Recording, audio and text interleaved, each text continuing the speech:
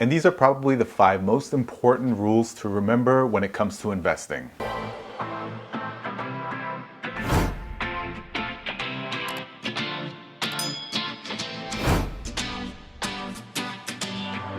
What's up everyone, David here with Free to Be, and in today's video I want to share with you 5 rules that you need to remember when you are investing. Now, all of these are pretty important, so you're definitely going to want to stay tuned for the entire video. Now, as always, if you are new to my channel, I cover financial literacy here in an effort to track my progress to financial independence, and hopefully by doing that, I'm creating valuable content that others can use in their pursuit of financial independence as well. So if you are new to the channel or haven't done so already, please take a moment and just click the subscribe button down below. It's a completely free action to take, and it really does help support the channel. And if you're not new and joining me again, thanks for coming back.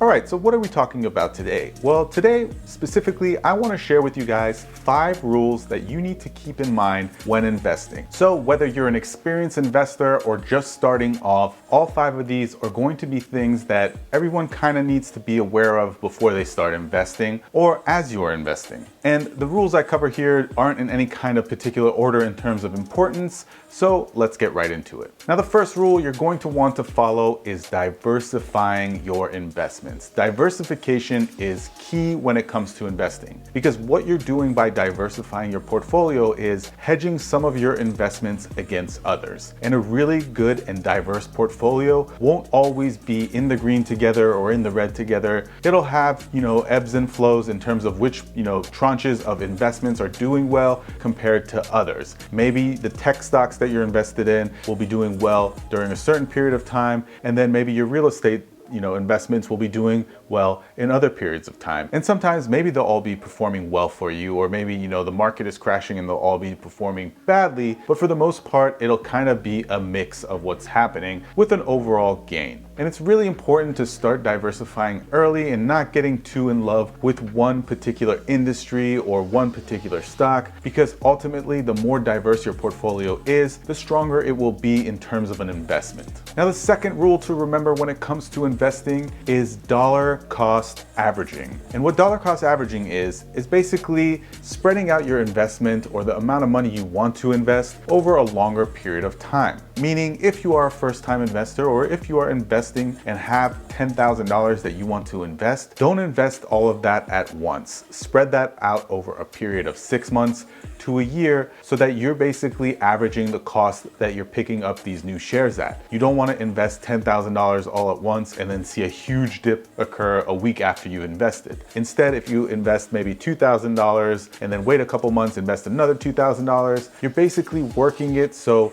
if there are huge dips or if there are gains, you're timing your purchases accordingly so that your average is actually a pretty good average in terms of the cost basis of your shares and your assets. And that way you're beating the market. You're gonna beat the market going forward, and you've spread out your purchases throughout a period of 6 months to a year. And ultimately, this is really good too, because it does help protect you against market volatility. Again, if you look at last March of 2020, you noticed that the stock market kind of did take a huge dip. But if you were averaging your purchases throughout the year, you would still have beaten the market overall, even though towards the second half of the year, we saw the stock market bounce back and really achieve record highs. So once again, the key is that this is another way to protect yourself and protect your investment and secure those long-term gains. Now, the third rule is not going to be much of a surprise to anyone, because it is the essence of financial independence. And that is, don't start overextending and investing in the stock market or investing in anything else if you do not have an emergency fund. Now, I don't want to go too deep into this because I have made other videos about how important an emergency fund is, what it should look like, how much of a period of time it should cover. But the takeaway here is, if you only have $10,000, you shouldn't invest all $10,000 into something like the stock market, because you won't have that liquidity that you may need. In fact, a lot of Americans, even pre-pandemic, didn't have the funds to cover an emergency $400 bill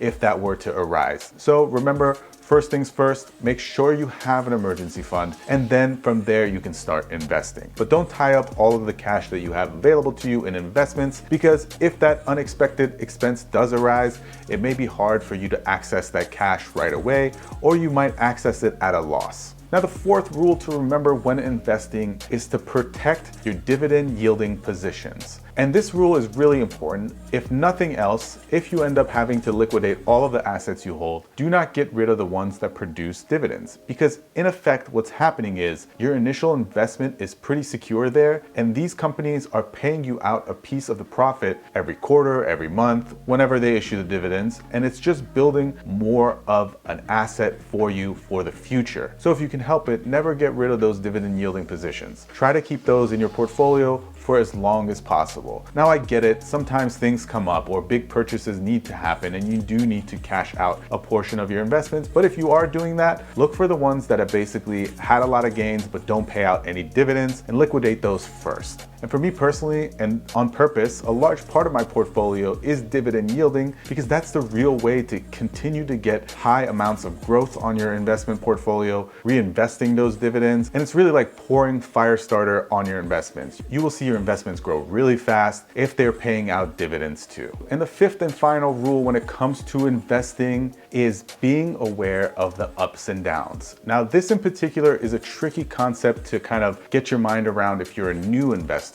And that is when you see these huge dips in the market, you need to realize that they are temporary. And when you see the huge gains, they are temporary too. And it's a long-term play here. When you're investing, you should be looking out 5, 10, 15 years before you start thinking about cashing out any kind of gains. Those little dips happen. And when it happens, it might be tempting to want to sell because you're seeing all of your investments kind of crumble in a way that you might not see your regular cash in your savings account or checking account crumble. And it might cause you to panic and you might want to sell off everything you have to kind of just recoup and stabilize a little bit. But don't do that. In fact, the approach I like to take is double down on the investments. When you see those prices go down, that's when you invest more. And what you're doing by investing at those times is, you got it, you are decreasing your cost average on those investments and ultimately putting yourself in a better position. And likewise, unless you're invested in something crazy volatile, when you see a huge spike, there's no reason to cash out. Just hang tight and remember that this is a long-term plan and that investing is a strategy for your future,